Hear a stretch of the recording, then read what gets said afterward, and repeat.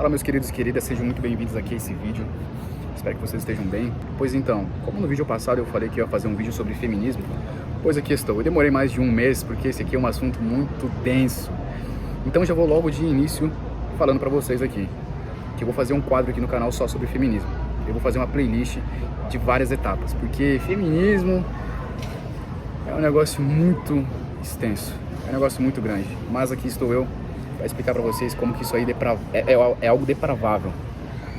É o que vem tomando conta de muitas famílias, pessoas, principalmente cristãos. E o não menos importante, a Igreja de Cristo Jesus. Muitos vão falar que isso aí não tem problema. É claro, como a imoralidade sexual hoje não tem problema, como a mentira hoje não tem problema, e como várias outras coisas também não tem problema. E é claro que isso aí também pode entrar no meio cristão, sem que eles percebam assim, é algo indiferente, não é uma desobediência. Com base no que eles respondem isso? Com base no sentimento e nas emoções dele, conforme no que eles viram durante a vida inteira deles. Pois então, vamos começar aqui. Desde Gênesis a Apocalipse, a gente vê que não houve nenhuma mulher que exerceu esse papel de sacerdotisa e de pastora. Aí já tem uma grande diferença, porque a gente vê várias mulheres ali na Bíblia, né? Esther, Raquel, que foram profetisas lá em Atos dos Apóstolos, são citadas algumas, mas elas não exerceram esse papel de pastoras, de igreja, nunca. Uma mulher que evangelizava, profetisa, juíza, como Esther, Raquel, pastora, umas pastoras de ovelhas. Quando eu tava fazendo o vídeo, eu não tinha uma colinha ali pra poder rever. Eu só falei algumas que tava passando pela minha cabeça, que eu me lembrava. Mas eu vou deixar uma lista aqui pra vocês de todas, das que são citadas, das que serviram a igreja. É claro que é muito importante o papel da mulher dentro da igreja, não vamos desmerecer, porque senão a igreja não estaria aonde está hoje. É muito importante, tanto que no Antigo Testamento as mulheres eram vistas como coisas assim que não agregavam. Eu vou falar de uma maneira mais simples e menos agressiva. Não agregava. E no Novo Testamento Jesus desfragmentou isso aí, tanto que a gente vê muitas mulheres que serviram no Novo Testamento. E Jesus revolucionou tudo isso. Mas eu vou deixar algumas aqui. Eu infelizmente não vi a colinha, mas tá aí. Enfim, mas não há nenhuma passagem explícita para isso. Muito pelo contrário. Paulo disse que a mulher não exerça autoridade sobre o homem, pois é vergonhoso, mas que ela aprenda em silêncio, com toda a submissão. E ele ainda faz uma referência, porque primeiro foi criado Adão e depois Eva. E muitos vão falar aí que não faz diferença, porque a gente é imagem e semelhança de Deus. Não. Desde Gênesis a gente vê que obviamente a gente é igual, mas a gente tem papéis diferentes na sociedade, dentro da família, com as pessoas e principalmente dentro da igreja. É claro que as mulheres podem servir e tudo mais, mas liderar, pastorear a igreja é uma ordem explícita. E eu não sei porque muitas pessoas aí ficam colocando argumentos assim sem base bíblica dentro disso aí, que tudo isso aí provém do feminismo, que surgiu lá em depois de 1848, não, 1848. Em 1850 teve o relato da primeira pastora. E depois disso teve uma reação em cadeia aí, como a gente pode ver hoje em dia. Lá em Gênesis a gente vê o momento da queda. O que Deus diz para Eva? Olha, você vai ter dores de parto. Você vai começar a ter muito mais dores de parto. E para o homem? Homem, você vai trabalhar mais. Isso não é algo cultural ou algo que surgiu do patriarcado. Não, isso aí é algo desde lá de Gênesis. Deus, o mandamento de Deus, para que a mulher seja submissa, auxiliadora do homem. E o homem seja o provedor, o líder. A gente vê passagens explícitas aqui. A mulher de Provérbios também. Passagens explícitas. E no Novo Testamento, porém, o feminismo ele nunca foi sobre os direitos iguais, mas sim sobre a mulher exercer cargos acima do homem, em posições assim maiores que o homem. Que provavelmente é isso que o inimigo quer que a gente faça, para que a gente desonre a palavra de Deus, para que a gente seja desobediente com a palavra. Deus estabeleceu 3 esferas: família, Estado e igreja, todas lideradas por homens e não mulheres. Deus ele autorizou a mulher para edificar a sua casa, conforme está lá em Provérbios 31, a mulher que edifica o lar, ensinar os seus filhos e não liderar uma igreja, um grupo de pessoas, isso é papel do homem, é o homem que exerce. Uma mulher não vai suportar todas as dores que um pastor suportaria no processo. Então por isso que a mulher está ali para auxiliar ele. Por isso. Mas você vai ouvir várias coisas aí de relatos que vão falar o contrário disso aí, que vão se rebelar contra isso. Vão falar que estão completamente em obediência com Deus e que não há nenhuma mensagem explícita sobre pastorado feminino. Infelizmente, a gente tem que ouvir esse tipo de coisa. Mas a Bíblia já deixa claro isso aí. Há mais de 2000 anos atrás, como eu já falei no vídeo anterior aqui sobre Daniel e Saul, sobre a desobediência de Saul. Ele não esperou o tempo devido. E assim é a mesma coisa com as mulheres. Muitas querem oferecer esse sacrifício que Saul ofereceu naquele tempo. Muitas querem oferecer esse sacrifício, mas poucas querem ser obedientes. O que Deus diz para Saul? É melhor ser obediente do que desobediente. Como Paulo diz nas suas cartas, Cristo é o cabeça do homem e o homem é o cabeça da sua mulher. Nunca deve ser invertido essa frase. Nunca. É o que a gente tem visto em muitas igrejas, em muitas famílias. Enfim, e por aí vai. E infelizmente, muitas mulheres, muitas pessoas, elas não procuram um discernimento na palavra, que é onde a gente deve se aprofundar, é onde a gente ouve a palavra de Deus.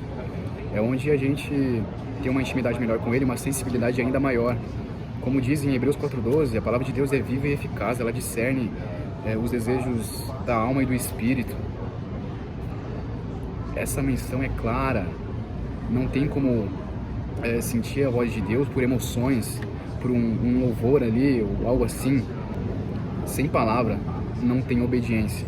Como é que você vai escutar a voz de Deus sem palavra, sem oração, jejum, Bíblia? Não tem como não tem como. Então, a partir do momento que você interpreta a Bíblia, que você pega ela para ler e ver, não tem nenhuma pastora aqui na Bíblia. São só sacerdotes, presbíteros, pastores, discípulos, não discípulas. Isso aí foi algo da modernidade, depois do feminismo. E eu não sei por que muitos não enxergam isso. E ainda querem entulhar um monte de argumento vazio ali. E essa passagem de Paulo que fala que a mulher não pode autorizar, não pode exercer autoridade sobre o homem, a gente vê explícito aí, explícito. Muitos ali vão falar que foi a cultura daquela época. Com certeza não. Com certeza não. Ah, Paulo errou então. Bom, logo se Paulo errou, logo ele não estava com o Espírito Santo nele. Logo, é uma mentira.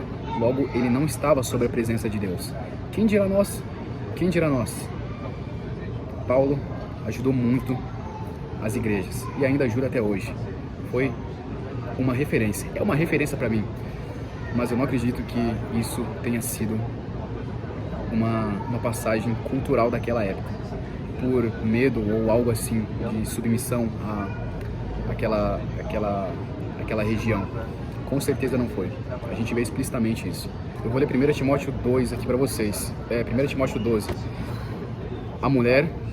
11, perdão. 1 Timóteo 11. A mulher aprenda em silêncio. A gente estava num contexto igreja aqui. A mulher aprende em silêncio com toda a sujeição de como a mulher deve se comportar. Não permito, porém, que a mulher ensine nem use de autoridade sobre o marido, mas que esteja em silêncio. E ele faz uma menção aqui de Gênesis, porque primeiro foi formado Abrão e depois Eva.